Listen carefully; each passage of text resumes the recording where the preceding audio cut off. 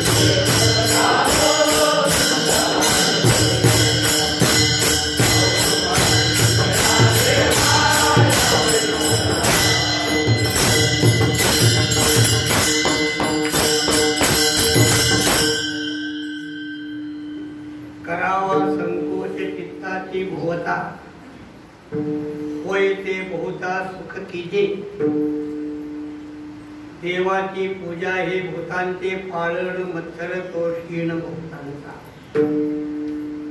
सेवेला घेतलेला अभंग जगद्गुरु तुकोबारायांचा या अभंगामध्ये तुकोबारायांनी संतत्वाची कसोटी सांगितलेली आहे. विठ्ठल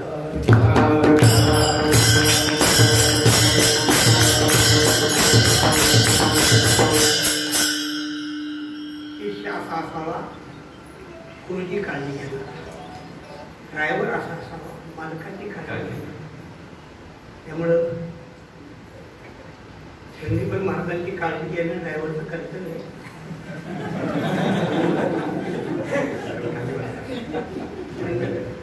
माझ्या कीर्तनापुरतं 8 वाजेपर्यंत त्यांना काय झालं तर मी जबाबदार.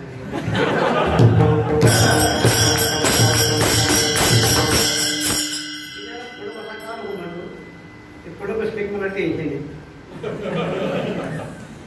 मागे उभा राहिले की आशीर्वाद देऊ नकोस मी तुझ्या पाठी.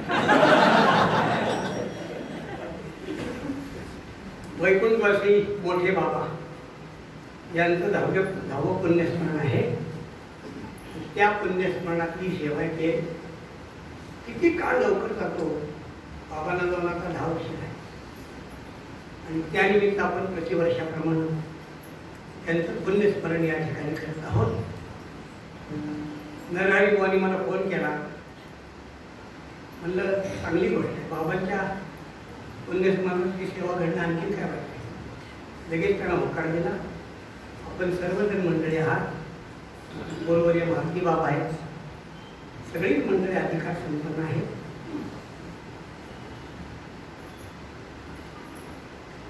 या एकेकाचे मनोव्यापारी हे विश्व होय संवरे. कोणाचं नाव घेऊन येत हा ज्ञानेश्वरीची नोकरी एकला अशी अधिकार संपन्न मंडळी. कोणत्या संबंधाने माझ्याकडे सेवा आली मी तुम्हाला सांगू शकत नाही, पण आले आणि हे करण्याचा योग आहे. या अभंगाची बैठक लक्षात घ्या. या अभंगाची बैठक आहे. हा अभंग तुकोबारायांनी संतांना उपदेश केलेला आहे. विठ्ठला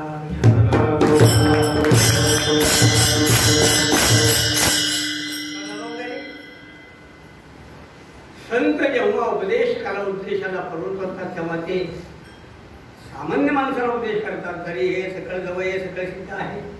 हात चालावया पाय तवत्व आपले स्वीत पाय तीर्थयात्रेन काय जाय तू करू. तसं ते साधकाला उपदेश करतात. साधकाची दशा उदास असावी, उपाधी नसावी, अंतर्वाही. तसं तुकोबाराय ज्ञानालाही उपदेश करतात. तुकोबाराय ज्ञानालाही उपदेश करतात की ज्ञान हे सर्व लोकांच्यासाठी आहे. आता नेमकं प्रमाण आठवणार नाही लगेच, पण ज्ञानाला उपदेश करतात. तुकोबाराय या अभंगामध्ये संतांना उपदेश करतात.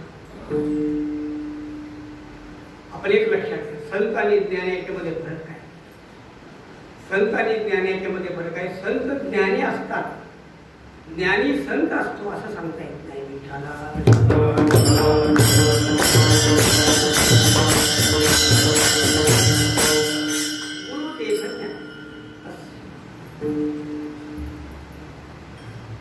संतांना उपदेश करणं म्हणजे जबाबदारी. हे संतांना उपदेश करण्यासाठी ज्यांच्या अंगामध्ये संतत्वाचा अधिकार आहे तेच उपदेश करू शकतात ना. भले मुमुक्षुला करा, भले संसारीला करा, संतांना काय उपदेश करा. संतांना जे उपदेश करतील ते संतत्वाच्या कसोटीचे असतील तर उपदेश करू शकतात, अन्यथा नाही. तुका हो निराळा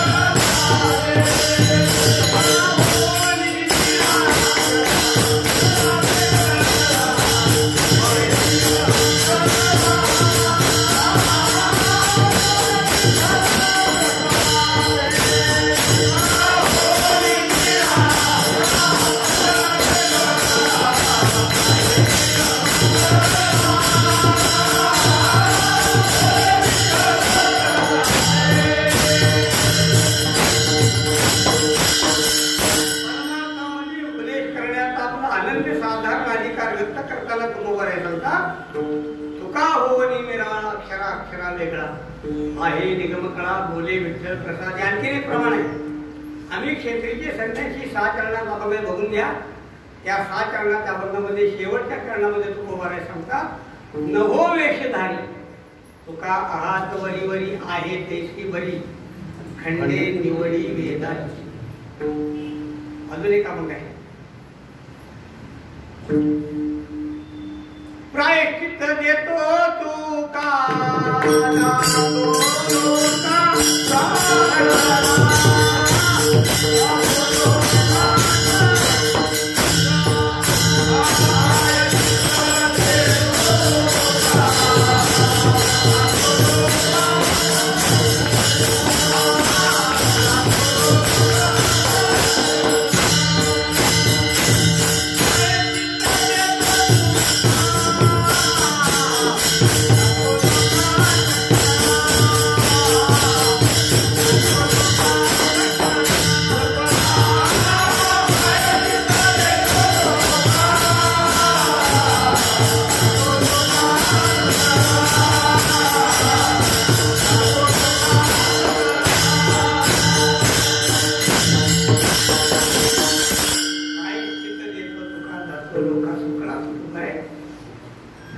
आपला उपदेशाचा अधिकार. उपदेश करत असताना जो उपदेश घेणार आहे आणि जो देणार आहे शास्त्रामध्ये दोघांचाही अधिकार सांगितला. वेदांतामध्ये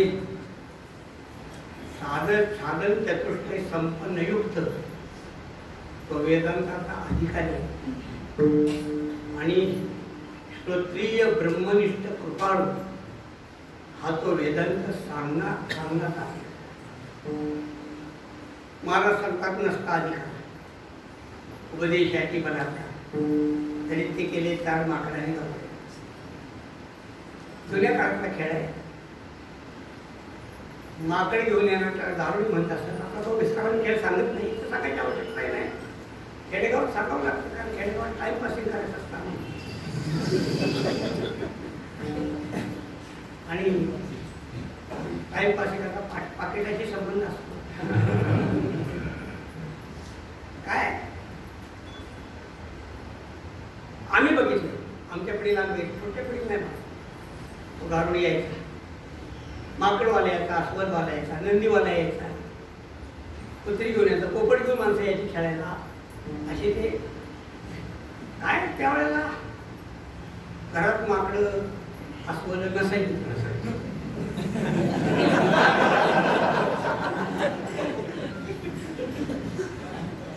त्या सगळ्या आवडत्या घरात त्याच्यामुळे बाहेर बघायच्या. ऑफिसला जाणाऱ्या माणसांनी बायकोला काय म्हणला, अगं मी ऑफिसला जातो 8-8 तास, घरात कोणीच नसतं, तुला करणार नाही, एखादा कुत्रा आणून ठेवू का? बायको म्हणजे निश्चय तुम्ही असताना कुत्रा कशाला?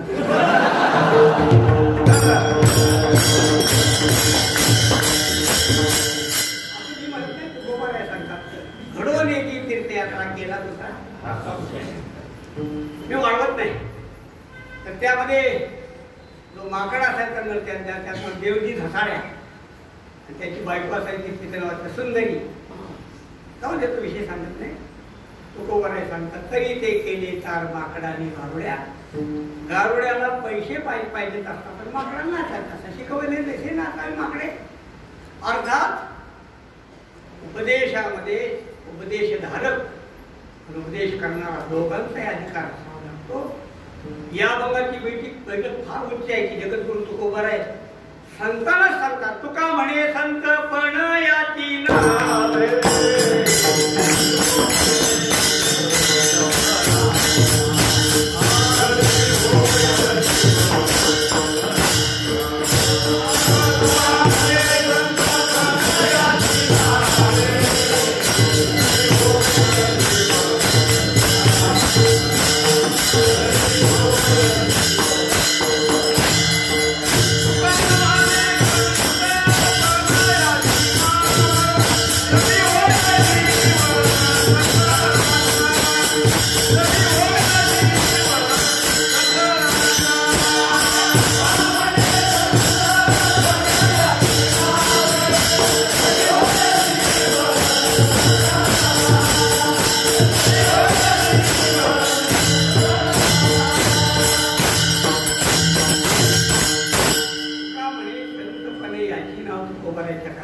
याला संत म्हणतात.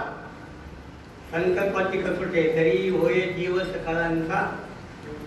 संतत्वाची कसोटी सांगणारे 4 वक्ते परमार्थात होऊन गेले. त्यामध्ये उपनिषद कालामध्ये गार्गी नावाची ब्रह्मनिष्ठ स्त्री होती. जनकाच्या दरबारामध्ये याज्ञवल्क्य पंडित यांच्यामध्ये जेव्हा वाद निर्माण झाला, तो वाद विकोपाला गेला की याज्ञवल्क्य ब्रह्मनिष्ठ कशावरनं? जो ब्रह्मनिष्ठ असेल त्यांनी या अलंकृत सवत्सा घेऊन जावा असं जनकानं सांगितलं. मी ब्रह्मनिष्ठ असं कोण सांगू शकत नव्हतं. याज्ञवल्क्याच्या लक्षात आलं की गाई कोणीच घेत नाही. जनकाच्या दरबारामध्ये ब्रह्मनिष्ठ महात्मा नसेल तो जनकाच्या दरबाराचा अपमान आहे. आपल्याला काय पाहिजेत म्हणून नव्हे, पण जनकाच्या दरबाराचा अपमान होणे म्हणून याज्ञवल्क्याने आपल्या शिष्याने फक्त नजरेनं फुलवलं गाई सोडून टाकलं. शिष्याने गाई सोडल्या. दरबारात ते पंडित वैतागले. बोलबुल सुरू झाली, चर्चा सुरू झाली. गाय देणारे हे कोण? आतापर्यंत कोणीच गाय सोडत नव्हतं. आणि भारतीयांच्या अंगामध्ये परंपरेने एक गुण बोललेला आपल्याकडे. तो गुण आहे, मला नाही मिळालं तर चालतं, तुला खाऊन देणार नाही. पंडित म्हणणे यार किंवा तुम्ही गाडी कडे काय देता? तुम्ही ब्रह्मनिष्ठ आहात का? याज्ञवल्क्य म्हणले आम्हाला माहित नाही ब्रह्मनिष्ठ. गो कामावय, आम्हाला काय पाहिजे, बाकीच आम्हाला घेणं नाही. म्हणले काय ब्रह्मनिष्ठासाठी? मग तुम्ही अनुमान करा, मी काय. हा वाद जेव्हा विकोपाला गेला तेव्हा त्या दरबारामध्ये गोंधळ करार सुरू झाला. त्यावेळेला तिथं गाडगी नावाची एक ब्रह्मनिष्ठ स्त्री आली की जिच्या अंगावर इंचभर सुद्धा कपडा नव्हता. इंचभर संपूर्ण नग्न असलेली स्त्री जनकाच्या दरबारामध्ये आली. दरबारातल्या सगळ्या पंडितांनी जनकासह मानाखाली घातल्या. फक्त याज्ञवल्क्यांनी मान खाली केली नाही. इथं गार्गीनं निर्णय दिला, या दरबारामध्ये ब्रह्मनिष्ठ एकच आहे, याज्ञवल्क्य.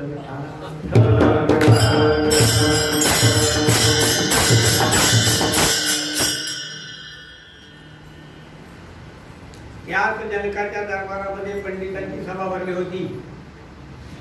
आत्मचर्चा चाललेली होती. आणि एका पंडिताचा मुलगा, त्यांचं नाव अष्टावक्र, ओहार ऋषी, त्यांचा मुलगा अष्टावक्र, त्याच्या आईने त्याला काही सांगितली दरबारामध्ये जाऊन बाबांना बोलून घे म्हणून तो आला. अष्टावक्र नावाप्रमाणे आपल्या शरीरामध्ये 8 ठिकाणी उकडा झाले. पाय फेकले, हात वळकेले, पाठीला कोगड आले. सगळं एकंदर विचित्र ध्यान होतं. तो पाहत असे कुठेतरी, चालत असे कुठेतरी, असं ते विचित्र सोबतच्या दरबारामध्ये आलं. बराच वेळ दरबारामध्ये गरमागरम चर्चा चालली होती. सगळं वातावरण गंभीर झालं होतं. हसण्यासाठी काही निमित्त नव्हतं. ते मुलगं जसं आलं तसं सगळे पंडित पोट धरून हसू लागले. त्यांच्यामध्ये जनकही हसणार. आता हे सगळे हसताना त्या मुलाला राग यायला पाहिजे, पण झालं वाटतं ते मुलगंही हसणार. ते मुलगं जेव्हा हसू लागलं तेव्हा सगळ्यांना वाटलं ते नुसतंच वाटलं नाही, वेळ सुद्धा दिसतं. पण जनकाने त्याला प्रश्न विचारला की बाळ तू का हसतोस? त्यानं जनकाला प्रश्न विचारला की तुम्ही का हसता? आता सगळी सभा स्तब्ध झाली. जनकानं सांगितलं तुझ्याकडे पाहून. त्या मुलानं सांगितलं मी तुमच्याकडे बघून हसतो. मला आमच्याकडे हसण्यासारखं काय? त्यानं विचारलं माझ्याकडे हसण्यासारखं काय? त्यामध्ये तुझं शरीरच असं आहे की जे बघितल्यानंतर विरोध करावा लागेल. तुम्हाला तुमची बुद्धीच अशी आहे की जी बघितल्यानंतर विरोध करावा लागेल. आता सगळी सभा स्तब्ध झाली. सगळ्यांच्या लक्षात आलं की हे मुलगा वेगळं आहे. विचारलं जनकाने की आमच्या बुद्धीमध्ये काय दोष आहे? तर त्या मुलानं सांगितलं की तुम्ही चर्चा कशाची करत आहात? ते म्हणले आत्म्याची. तो मुलगा परत मोठ्याने हसला. मला वाईट वाटतंय, चर्चा आत्म्याची चालली, कसोटी देहाची.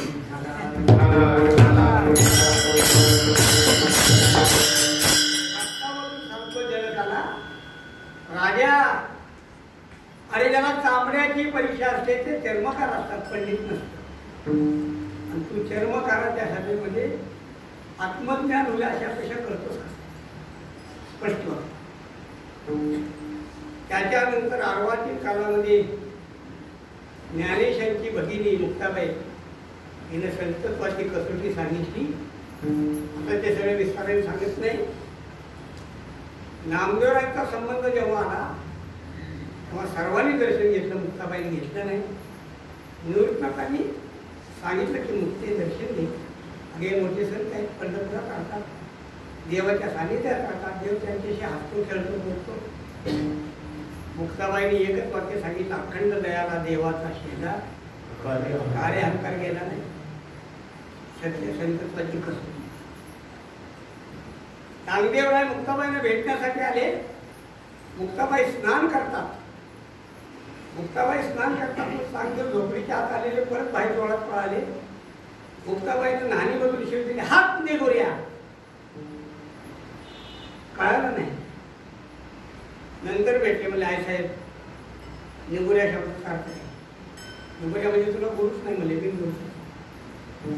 गुरुच सांगत नाही. ज्ञानोबरांच्या जीवनामध्ये जेव्हा आळंदीमध्ये ज्ञानोबरांचा अपमान झाला, जेव्हा ज्ञानोबरांनी उद्युक्त झाले, ज्ञानोबरांसारखे शांत व्रतग्रस्त संत उद्विग्न होणं म्हणजे तसाच आळंदीमध्ये त्यांचा अपमान किती झाला असेल याची नुसती कल्पना. फक्त कल्पना करा की ज्ञानोबरांना काय कसोटी द्यायला लागली. ज्ञानोबर उद्विग्न झाले, झोपडीचं दार लावून बसलेले, लोकांना तोंड दाखवू नये अशा पवित्र्यामध्ये. आणि मुक्ताबाईला ही घटना समजली की ज्ञान रुसलेला आहे. छोटीशी मुक्ताबाई ज्ञानोबाराची समजूत करते आणि ती ज्ञानोबारांना सांगते, ज्ञानोबाराया तुम्ही रागावला कोणावर? जीवदाताने चाविली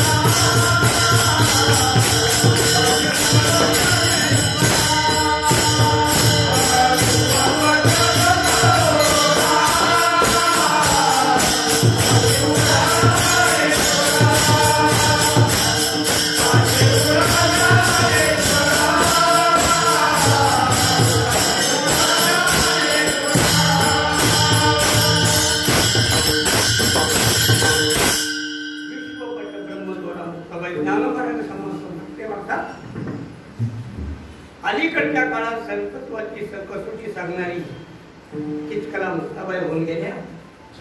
त्याच्यानंतर जगत तुकोबाराय संतत्वाची कसोटी सांगतात. तुकोबारायनी अतिक्रमण आहे पण आमचे गुरुजी सांगायचे म्हणून सांगते. तुकोबारायनी संकाधिकांना सुद्धा कोपर खळी मारली. तुम्ही संकाधिक तुकोबाराय सांगतात म्हणविता. आमचे गुरुजी बोलायचे तुकोबारायांचं म्हणणं म्हणविता. स्वतःला कृपावंत तुम्ही म्हणवता. थोड्याशा अपमानासाठी शाप देणं हे संतांचं लक्षण नाही. काय मी त्रैराशिक मांडत असतो. जे विजयाने संकाधिकांना अडवलं तर संकाधिकांनी जय विजयाला 3 जन्माचा शाप दिला. ते जन्म म्हणजे राक्षस योनीमध्ये. आता खरं म्हणजे जय विजयांचा अपराध फार मोठा नाही हो. त्यांनी ओळखलं नाही. काय पण त्यांनी कसं ओळखावं सांगा. ते चौदार आहे, रखवालदार आहे. रखवालदाराचा अधिकारच काय संतांना ओळखण्याचा. त्यांनी जय विजयाने संकाधिकांना ओळख नाही, पण संकाधिकांनी जय विजयाने ओळखायला पाहिजे होतं की यांचा अधिकार कमी पण यांनी आम्हाला अडवलेलं आहे. पण संकाधिकांचा अहंकार लागला, त्यांनी साफ दिला 3 जन्म राक्षसांचे मी सांगत असतो. अडवल्याबद्दल एवढा शब्द, घडवल्याबद्दल किती.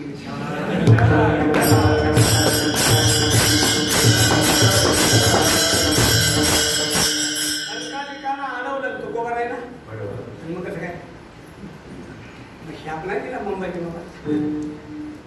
हे संत आहेत आणि म्हणून या अभंगामध्ये तुकोबर आहे. संतत्वाची कसोटी सांगतात, करावा संकोच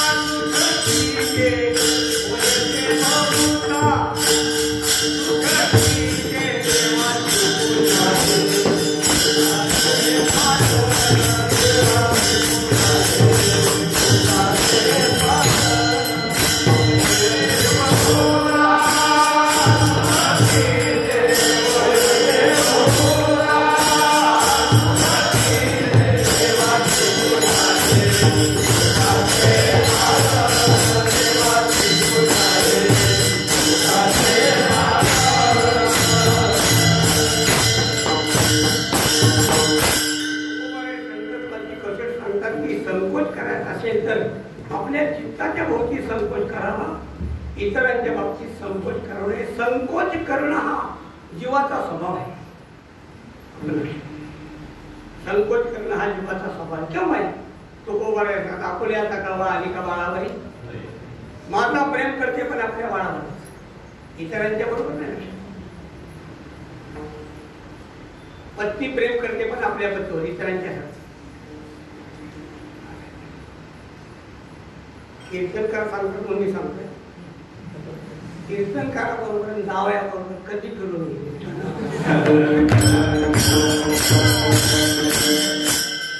कीर्तनकारात जेवढे म्हणतात तेवढे बरोबरच्या लोकांना म्हणत नाही. जावयाला जेवढे म्हणतील तेवढे बरोबरच्या लोकांना म्हणत. हे संकोच आहे. काय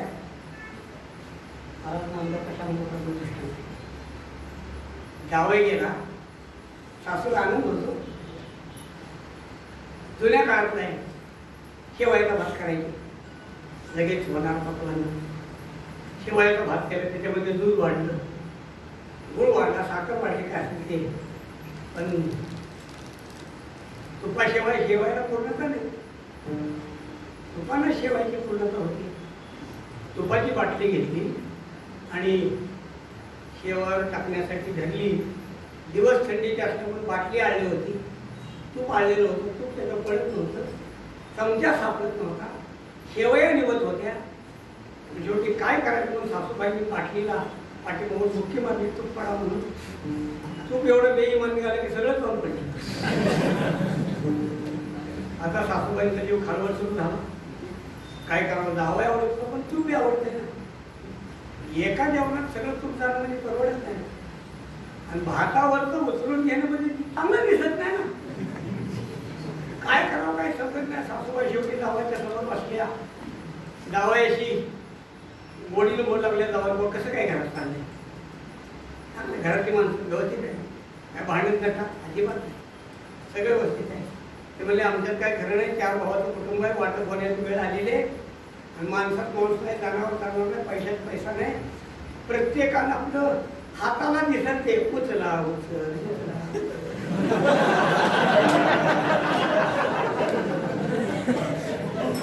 सासूबाईने शेवळ्यावर तू पुस्तकावर पनीर टाकावं. जावयाचं लक्ष नाही. जेव्हा जावयानं खाली पाहिलं तेव्हा जावया म्हणलं यांची भांडणं माझ्या तुपावर आलं. जावय म्हणले सासूबाई लय फरक नाही तुमच्यात आमच्यात. तुमच्या घरात उचला उचला, आमच्या घरात कालवा घालव.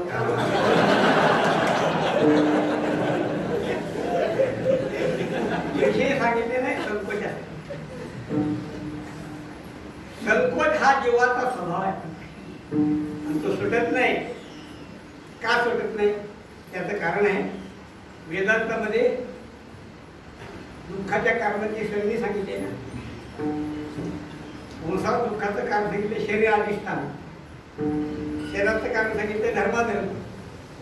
धर्माचं कारण सांगितलं रागद्वेष. रागद्वेषाचं कारण सांगितलं अनुकूल प्रतिकूल ज्ञान. आणि अनुकूल प्रतिकूल ज्ञानाचं कारण सांगितलं भेद ज्ञान.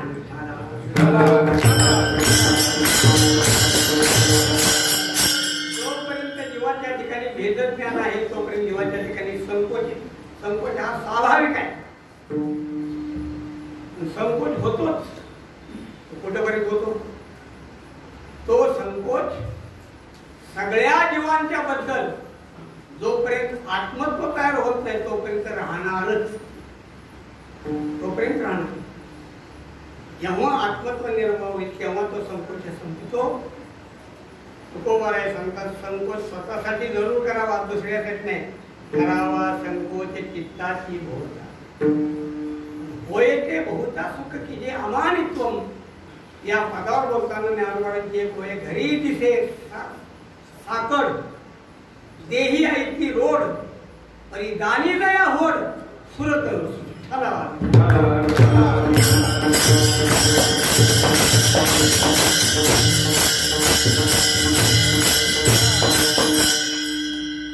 आमच्या गुरुजींचं सांग. नाणीमध्ये आपण जो कपड्याला साबण लावतो त्या साबणाचे तुकडे होतात आणि पडतात. आपण ते तशीच टाकतो. पण आमच्या गुरुजीचे तुकडे गोळा करायचे. तुकडे गोळा करून असे दगडावर ठेवायचे, ते वाळवायचे आणि नंतर ते तुकडे एका रुमालात बांधायचे. तो रुमाल पाण्यात भिजवून कपड्याला लावायचे. मला वाटतं 77ची गोष्ट. मी 77ला पंढरपूरात राहिलो. त्याच्या अगोदर ही कल्पनाच नव्हती की साबणाचे तुकडे गोळा करायला लागतात. आणि गुरुजींना सर विचारलं गुरुजी साबणाचे तुकडे का गोळा करायचे. ते म्हणले पैसे द्यात झाले असले तर 4 लोकांना पुंजच घालावे पण वाया कशासाठी. आमच्या गुरुजींचं वाक्य आहे. वाक्य म्हणजे त्यांचं वाक्य नाही. ही ओवी समर्थांची आहे. आपण यथेच्छ खाणे उरले अन्न दुसऱ्यास देणे पण वाया दवडणे हा धर्म. माझे शेजारी कोणी बसला त्यानं जर ताटात हात धुतला तर मला राग येतो. मला ते आवडत नाही. जीवन करी जीवित्वा पूर्ण ब्रह्म म्हणायचं त्याच्यात थांबलाय. मी काय सांगायला लागलो. पैसे घेत होते कोणी 10-5 रुपये ते घेत होते, जवळ ठेवत होते. पण आमच्या मठाचं बांधकाम चालू होतं 77 साली. आमच्या मठाचे मालक आले की साठलेले पैसे मामाच्याकडे द्यायचे. मामा बांधकामात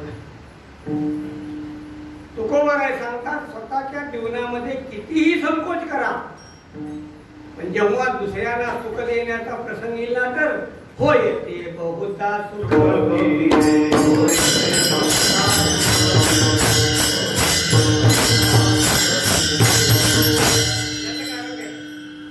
याचं कारण देवाची पूजा हे भूतांचे पाळ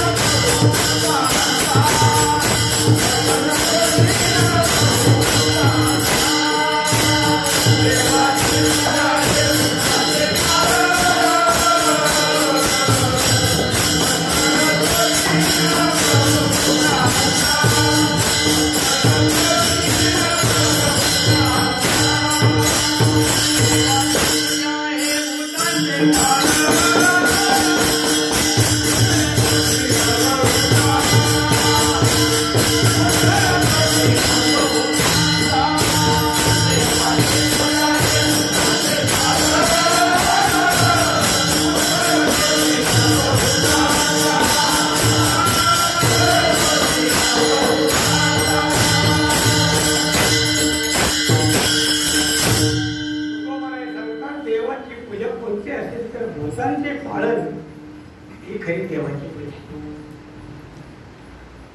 नुसतं देवाला सजवून असं नाही.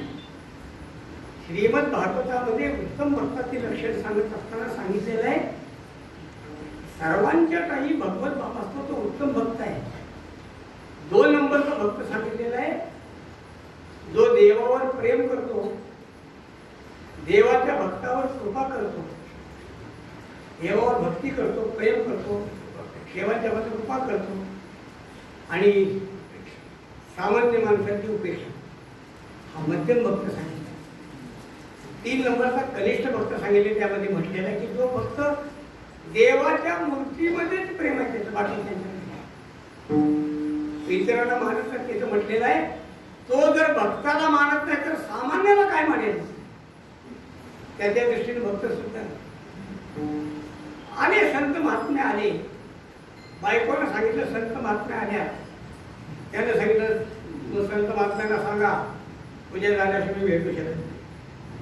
तुकोबाराय सांगतात संतांचा अतिक्रम देवपूजा तो अधर्म येती दगड नाही सेव मंत्र पुष्प देव म्हणून महाराज सिद्धांत सांगतात तुका म्हणे देवा ताडन भेद काची सेवा.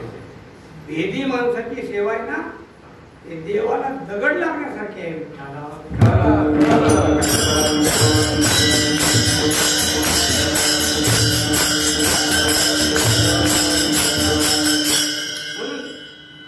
भूतांची पूजा हे देवाची पूजा हे भूतांचे पालन. सर्व भूतांचं पालन करणं हा देवाची पूजा आहे आणि सर्व भूतांचा मत्सर करणं हा देवाचा शीन आहे. मत्सर तो शीन भूतांचा. ज्ञानेश्वरीमध्ये ओवे आकुल आत्मा परावादेही दुःख देती जे जे काही मत आत्मया तेतून आही होय शीन विठ्ठला.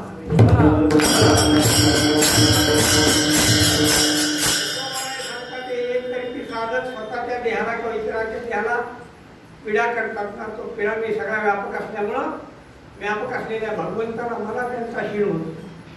काय द्वारकेमध्ये राधा आली, भगवंतांनी राधेचं स्वागत केलं आणि राधेला आपल्या अर्ध्या सिंहासनावर बसवलं.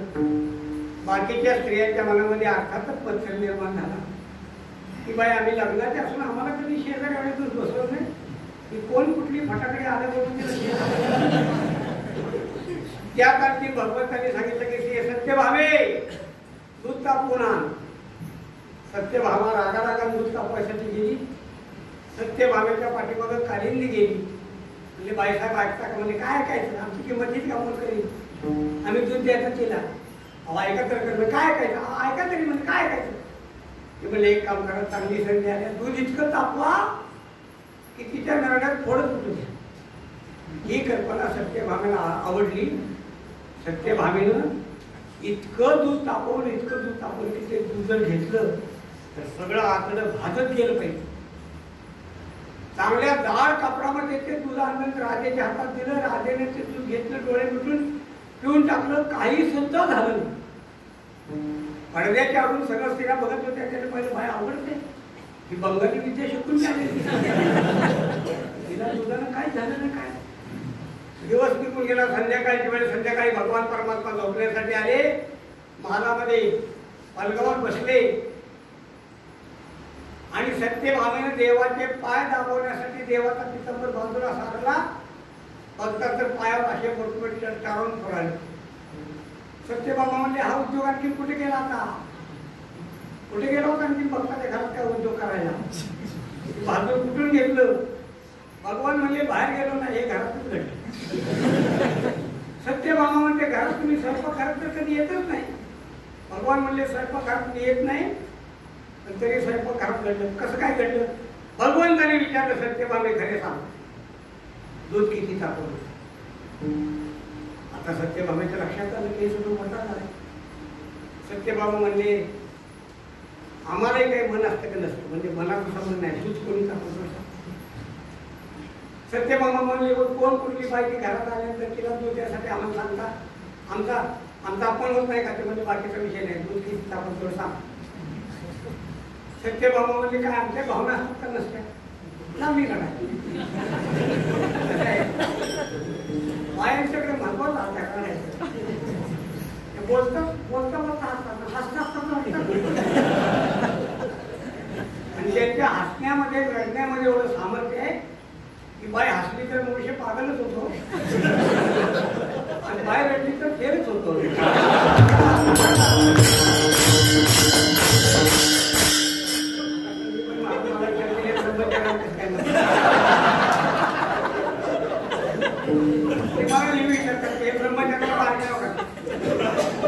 आम्हाला माहित नाही, तुमचं ऐकून आम्ही सांगतो.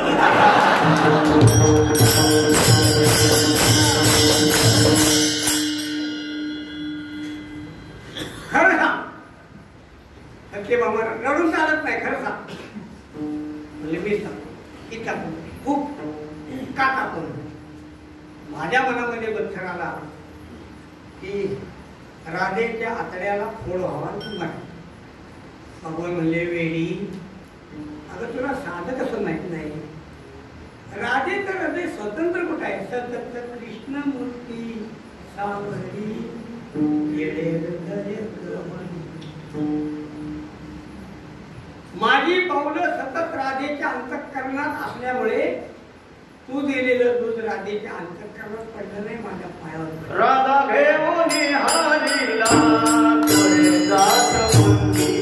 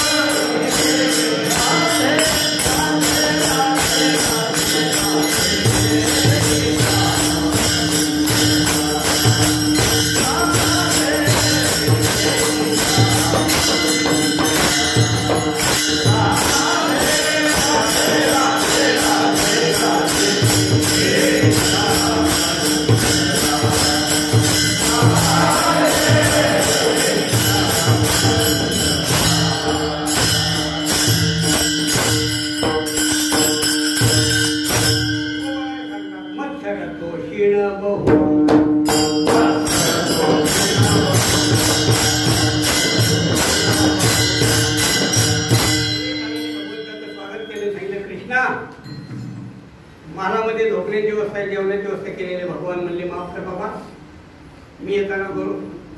तिथून काकांना कबूल करून आलो मी त्यांच्याकडे. दुर्योधन कपके लक्षात, दुर्योधन धूर्त आहे, धृतराष्ट्र धूर्त आहे, धृतराष्ट्र धूर्त आहे.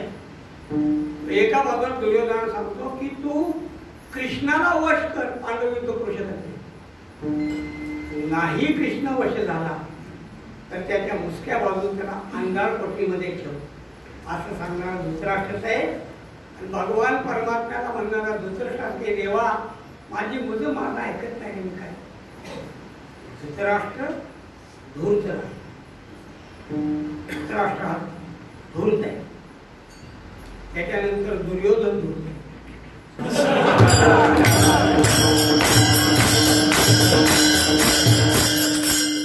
की दुर्योधन कृष्ण कृष्ण काय आम्ही एवढं प्रेम तुझ्यावर करतो.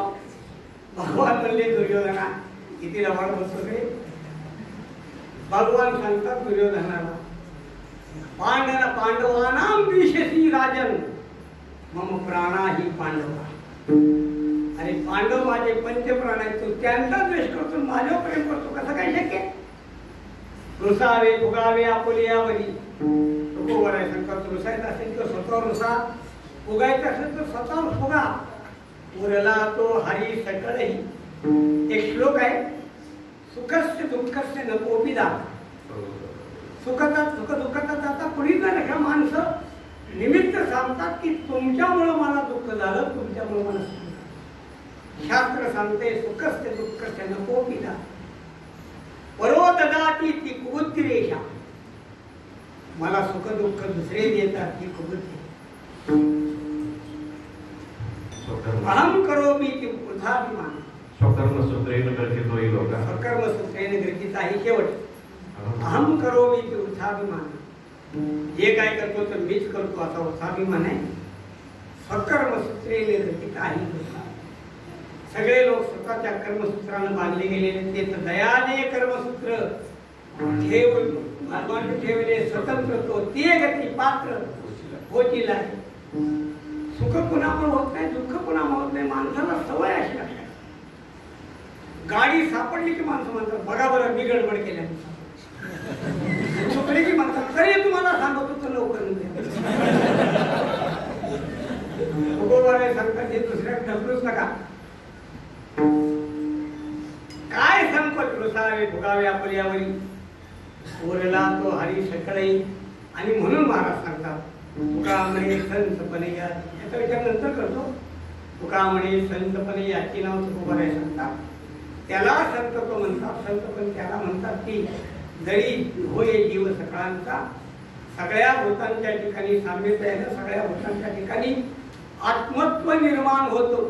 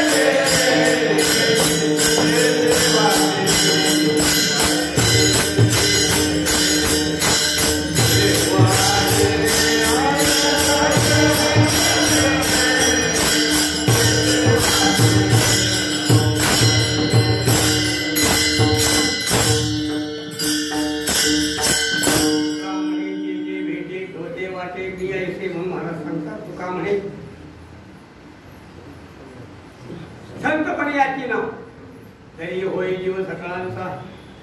देवाची पूजा हे भूतांचे पालन मत्तर तो क्षीण भूतांचा. करावा संकोच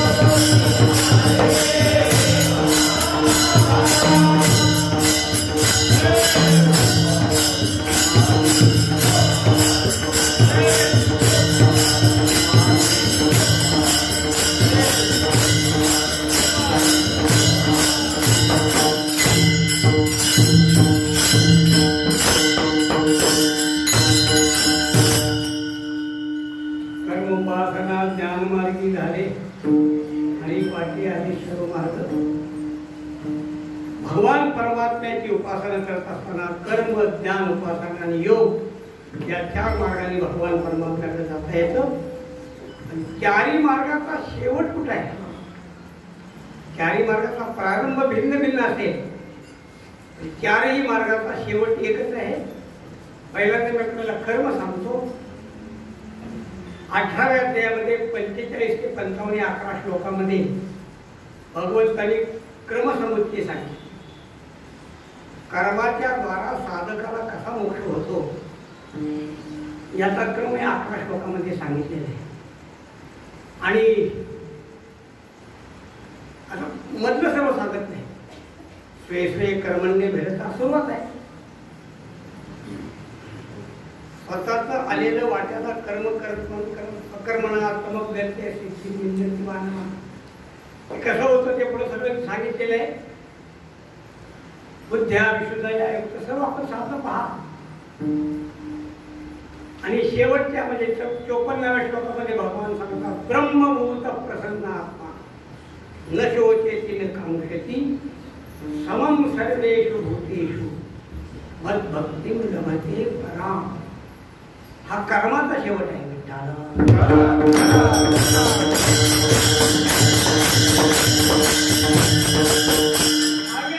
योग सांगितलेला आहे. योगाची सुरुवात आहे. शुचौदेशे प्रतिष्ठा इथे योगाची सुरुवात आहे. आणि सर्व योगाची प्रक्रिया सांगितलं भगवान परमात्म्याने अर्जुनाला सांगितली. अर्जुना तुला मी योगाची प्रक्रिया सांगितली, पण मला आवडणारा योगी सांगत असते तर मग आत्मोपम्येन सर्वत्र समम पश्यति योर्जुन सुखम वा वा दुःखम सयोगी परमो मतः. भगवान परमात्मा सांगतात आत्मोपम्येन स्वतः सारखं. पुढे शेवट सांगेल आपल्याला हवा. स्वतः सारखं म्हणजे काय? ज्ञानाची व्याख्या सांगताना भगवान परमात्मा सांगतात समम सर्वेषु भूतेषु तिष्ठन्तं परमेश्वरं विनश्यत्स्व विनश्यन्तं यः पश्यति स पश्यति. इथं ज्ञान सांगितलं. आणि उपासना सांगत असताना 11व्या अध्यायामध्ये भगवान परमात्मा सांगतात भक्त्या तनन्यया शक्य अहं एवं विदोर्मिन ज्ञातुं दृष्टुंच तत्वेन प्रवेष्टुंच परमतप. हा 11व्या अध्यायाचा उपांत्य श्लोक आहे. 54. अंत्य श्लोकामध्ये भगवान सांगतात की अर्जुना फक्त अनन्य भक्तीनच माझ्यापर्यंत येता येतं. अनन्य भक्तीची व्याख्या शेवटच्या श्लोकामध्ये सांगितलेले मत कर्म कृन मत परमो मत भक्त संगवर्जिता निर्वैर सर्वभूतेषु यस्य मामे. तो सर्व भूतांच्याशी निर्वैर होतो ना, तो माझ्यापर्यंत येतो. अर्थात गीता कर्म उपासना ज्ञान आणि योग चारही मार्ग सांगत असताना चारही मार्गाचा शेवट सांगते अवघी भूते सांगण्या. चारही मार्गाचा शेवट आहे की ज्या ठिकाणी भूतांच्या ठिकाणी आपल्याला साम्य दर्शन होईल त्या ठिकाणी. तुकोबर एका अभंगामध्ये खंत व्यक्त करतात अवघा भार वाटे देवा संत सेवा न करता कसोटी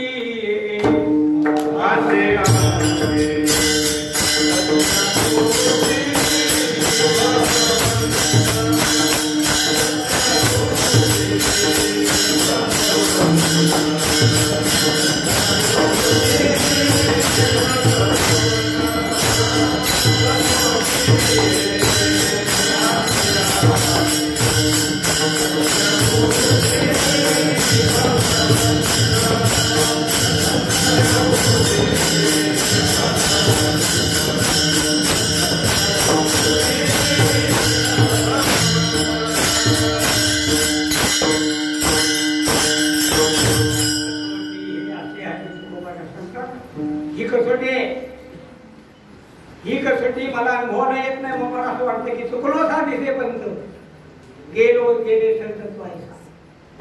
संत ज्या मार्गाने गेले त्यामध्ये माझं काहीतरी सुटते असं मला वाटतं. असं तो बरे आत्मपरीक्षण करतात. असतात कसोटी हे असते ती सत्यभूती भगवंत. म्हणून महाराज सांगतात तुका म्हणे संतपण याची नाव कोणतं. जरी होय जीव सकाळांचा. अर्थात जेव्हा सकाळांचा जीव होतो. ज्ञानोबाराचे एक सुंदर ओवी मला फार आवडते ओवी. ज्ञानोबाला सांगतात जीवातळे अंतरी तो आपुला जीव. काय बोले ज्ञानोबाला सांगतात दुसऱ्या जीवाला आपला जीव अंतरून करा. ते वाट कृपेची करतो दिशा स्नेहाची बरी. त्या दिशा स्नेहाची बरी तू जीवातळे अंतरी तो आपला जीव. आणि असंच प्रमाण तुकोबाराय सांगतात ऐशी कृपा करील नारायण जीव जगाचा प्रेम सागरी पुढे होईल स्नान. तुकोबारांच्या जीवनातली खंत तुकोबाराय सांगतात की आमच्या जीवनामध्ये असं घडत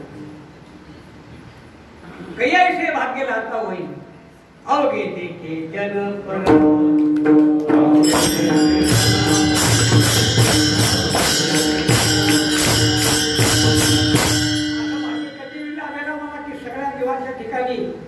आम्हाला आत्मत्व निर्माण होईल. म्हणून संकल्पाची ही कसोटी दोन प्रमाण सांगतो सेवा संपत. एक प्रमाण आहे तुकोबाराय सांगतात तुका म्हणे सुख पराविया सुखी अमृत हे मुखे सर्वत असे. आणि दुसरं प्रमाण आहे सत्य बोले मुखे दुःखी अनेकांच्या दुःखे. दुसऱ्याला दुःख झालं तर संतांना दुःख होतं आणि दुसऱ्याला सुख झालं तर संतांना सुख होतं. आणि आपलं नेमकं याच्या विरुद्ध आहे. दुसऱ्याला सुख झालं तर आपल्या पोटामध्ये दुखतं आणि दुसऱ्याला दुःख झालं आपल्याला बरं वाटतं. काय ठरते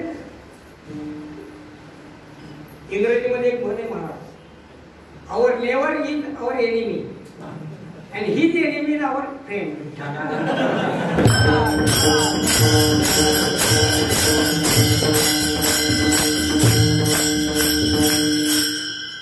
अर्थात महाराज सांगतात ही संकल्पाची कसोटी तुका म्हणे संतपणे याचे नाव तरी होईल जीव सकाळांचा. आणि म्हणून देवाची पूजा हे भूतांचे पालन मत्तर तो क्षीण बहुतांचा ज्ञानेश्वर.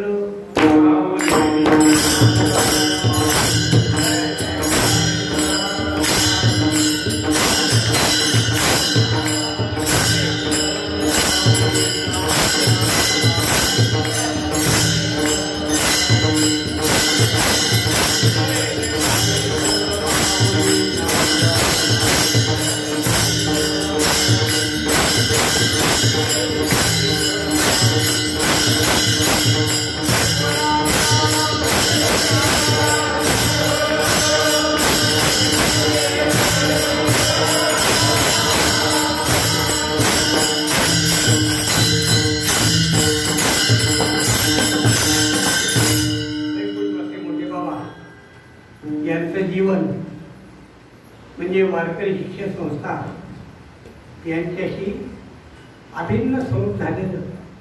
तसं संदीपन महाराज शब्द आहे हृदयाभिन्न म्हणतात.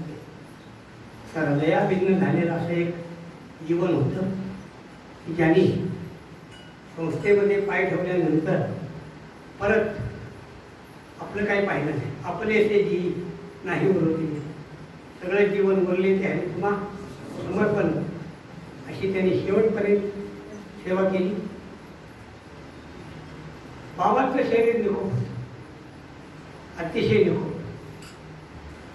आणि दुर्दैवानं ते पडले नसते तर अजून कदाचित संस्थेचा शताब्दी महत्व पाहू इतकं त्यांचं शरीर निकोप होतं. मी जवळून पाहिलं काय त्यांचं दुर्दैव असतं. ते शेवटी पडलेल्या पडण्यामध्ये त्यांचं शरीर गेलं.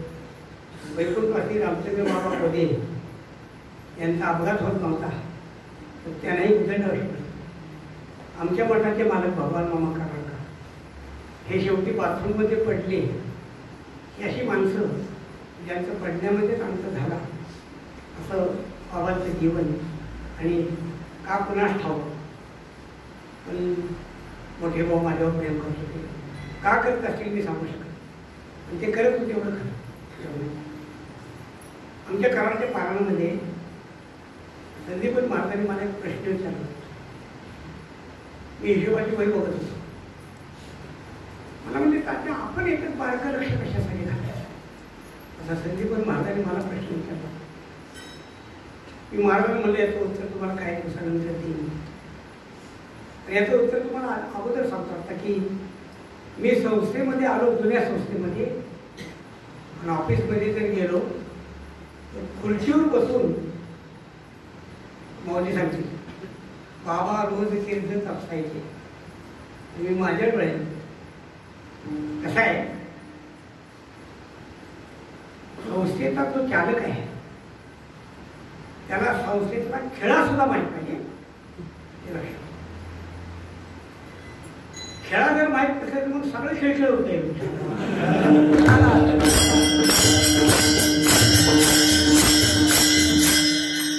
मी मोठे मोठे बारकाईने बघितलं. बारकाई केव्हाही गेले तर पहिला मी म्हणलं बाबा काय करताय तुम्ही. ते बोलले रोज कीर्तन तपासतोय. तपासली पाहिजे. हो म्हणले तपास. वैकुंठवासी भोलेबुवा चिटणीस झाले, आपल्याला माहिती आहे. भोलेबुवा ज्या साली चिटणीस झाले त्या साली आपले बन्सी बाबा कामे नेवाशेती त्यांचं कीर्तन होतं. मी कीर्तन उभं टाळलं. नुकतेच म्हणजे अगोदर 2-4 दिवस झाले असे समजा चिटणीस होऊन. तर बन्सी बाबांनी भोलेबुवांना सांगितलं होतं कीर्तनात. भोलेबुवा टाळ बरोबर आहे ना ते. विठ्ठल बुवा चिटणीसाला चटणी बसणं माहीत पाहिजे.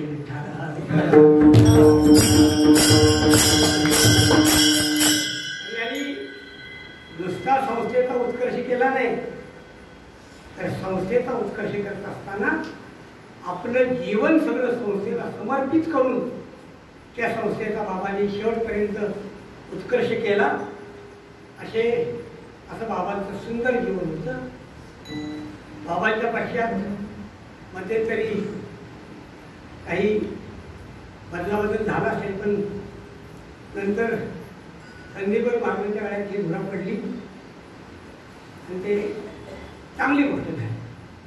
म्हणजे मी आमच्या राधा मंदिरामध्ये देहूच्या उत्सवामध्ये संदीपन महाराज आले तेव्हा हार शिल्लक ठेवून घालून वेळेला सत्कार केला होता. म्हणलं संस्थेच्या नूतन अध्यक्षांचा सत्कार आमच्या हा विरोधाचा भाग सोडून घ्या, पण इथे येणारी व्यक्ती ही निरपेक्ष असणं हे गरजेचं असतं. संदीपन महाराजांनी माझं नातं मित्रच करतच आहे. मला वाटते त्यांची चेष्टा माझ्यात कोण करत नसेल आणि त्यांना माझ्यात कोणी रागवत सुद्धा नसेल. म्हणून आज तिसऱ्यांदा परत संदीपन महाराजांची आपण सर्वांनी निवड केली. आपल्यालाही धन्यवाद देतो. संदीपन महाराजांचे अभिनंदन करतो. असंच त्यांचं जीवन संस्थेच्या सेवेमध्ये जाऊन संसाराच्या नावे घालण्याशी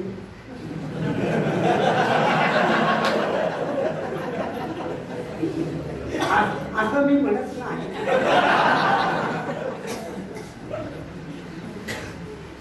पण त्यांनी हे जीवन दिले आणि ते द्यावं आणि असाच संस्थेचा उत्कर्ष व्हावा अशी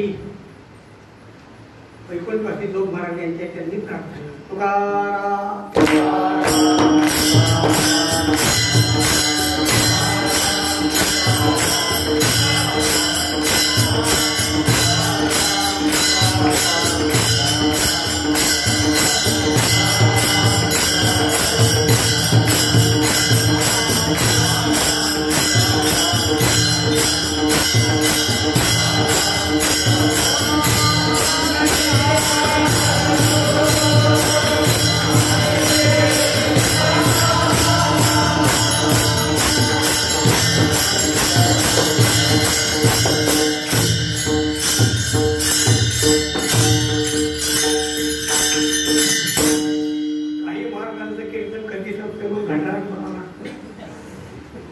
काही महाराजांचं कीर्तन एवढ्या लवकर संपलं म्हणून घडणार मला त्यात माझा नंबर आहे.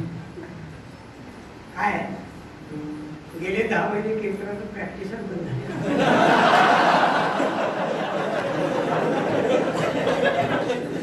त्यामुळं बऱ्याचशा गोष्टी चुकायला लागल्या, स्मरणशक्ती कमी होत झालेली आणि संदीपन महाराजांच्यासारखी माणसं कीर्तन वगैरे आली की आणखी जास्तच ठरवलं. असो, झालेली सेवा वैकुंठवासी मी बोलतो महाराज यांच्या चरणी, तुझे मोठे बाबा यांच्या चरणी समर्पित करतो आणि सेवेला पूर्ण मिळव म्हणा. तुका म्हणे संत पनयाची नावे, तुका म्हणे संत पनयाची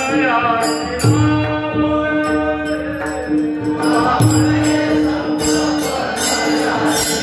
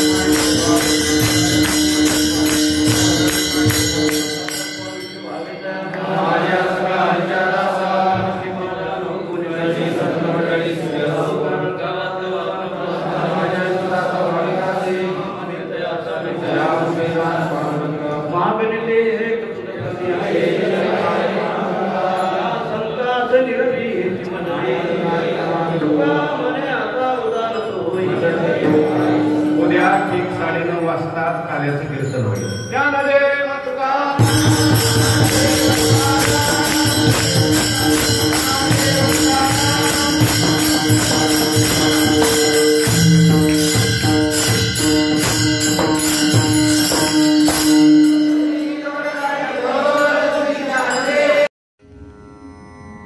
गोष्टी महाराज हे यूट्यूब चॅनल आजच सबस्क्राईब करा.